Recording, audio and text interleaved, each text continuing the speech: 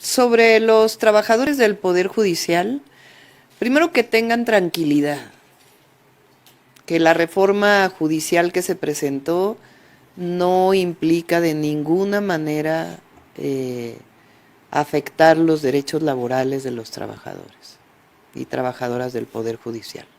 Esos permanecen intactos, que tengan esa certeza.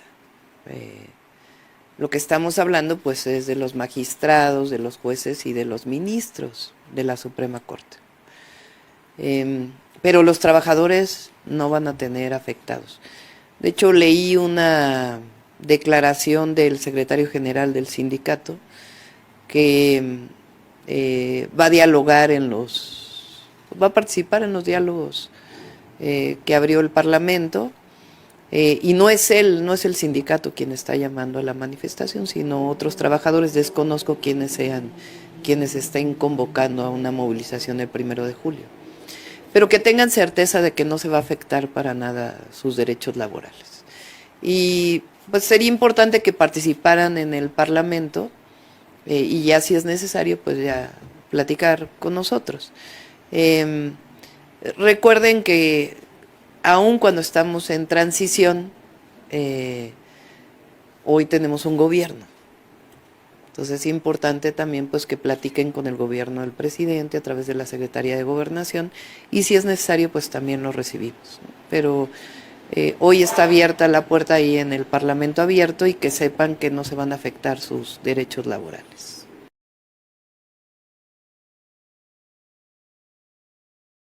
Los representantes del Poder Judicial y a los integrantes del sindicato de los trabajadores del Poder Judicial.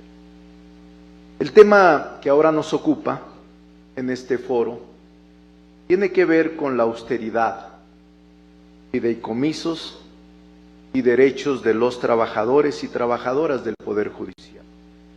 Y respecto a ello fijaré la posición jurídica y política. En principio afirmaré categóricamente que los derechos laborales de las personas que trabajan en el Poder Judicial de la Federación serán respetados en su totalidad. Los presupuestos de egresos del ejercicio fiscal que correspondan considerarán los recursos necesarios para el pago de pensiones, apoyos médicos, seguros, aguinaldos, prestaciones y cualquier otra obligación de carácter laboral, es decir, todos los derechos y las conquistas laborales de los trabajadores, por disposición constitucional, estarán a salvo. La propuesta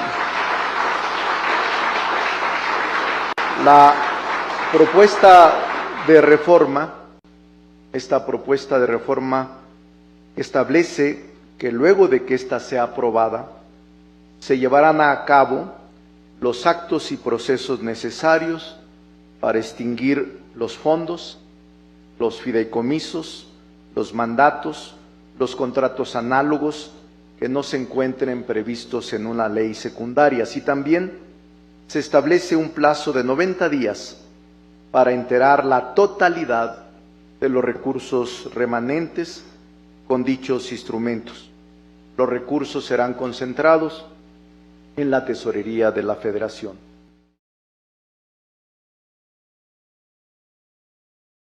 Por su hospitalidad, decirles que el día de hoy, tema que vamos a analizar, que ayer de manera tangencial se revisó en Guadalajara, tiene que ver con algo que para nosotros es irreductible, que no está sujeto a discusión y sí a perfeccionamiento: la garantía del respeto a los derechos adquiridos de todos los trabajadores al servicio del Poder Judicial.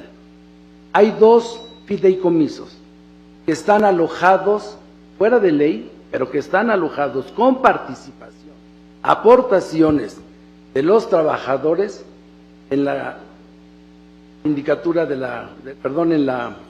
Federal. En el Consejo de la Judicatura Federal hay dos fideicomisos, pero incluso ellos, el propio 10º transitorio de la iniciativa considera su respeto a las aportaciones y a los derechos adquiridos por los trabajadores. Vamos a profundizar en su redacción, así lo hemos platicado con los trabajadores al servicio del Poder Judicial y hoy estaremos atentos a su propuesta que le dé certidumbre a ellos sobre este derecho adquirido.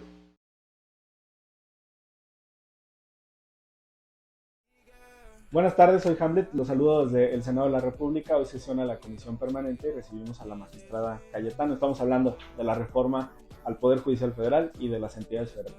Muchísimas gracias, diputado. Cuéntame un mito y una realidad de la reforma al Poder Judicial. Hay un mito en cuanto al personal. Dicen que vamos a destituir a todos los servidores públicos del Poder Judicial Federal. Eso es falso. Se van a garantizar sus derechos y sus prestaciones. Ya lo dijo la doctora Sheinbaum y el presidente Andrés Manuel López Obrador. Una realidad, vamos en contra del nepotismo, que ha sido un cáncer del Poder Judicial Federal, que no permite que ustedes, como actuarios, como secretarios, aspiren a ser jueces si no son sobrinos, si no son hijos, si no son parientes de algún titular.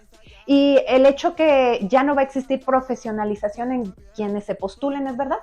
Hay que abrir el panorama. Tenemos casos de ministros de la Corte que han sido muy exitosos y que no provienen de la carrera judicial. El ejercicio de la profesión de abogado es muy amplio. Por ejemplo, el ministro Sergio Salvador Aguirre Anguiano, su último trabajo antes de ser ministro de la Corte fue regidor del PAN en el Ayuntamiento de Guadalajara. El ministro Valls fue diputado federal por el PRI. ¿Qué decir del ministro Cosío, ahora litigante? Él provenía de la academia, no de la carrera judicial. Tenemos que abrir esas oportunidades y sobre todo para ustedes, para los jóvenes. Muchísimas gracias por la invitación y por aclararnos estas dudas. Magistrada.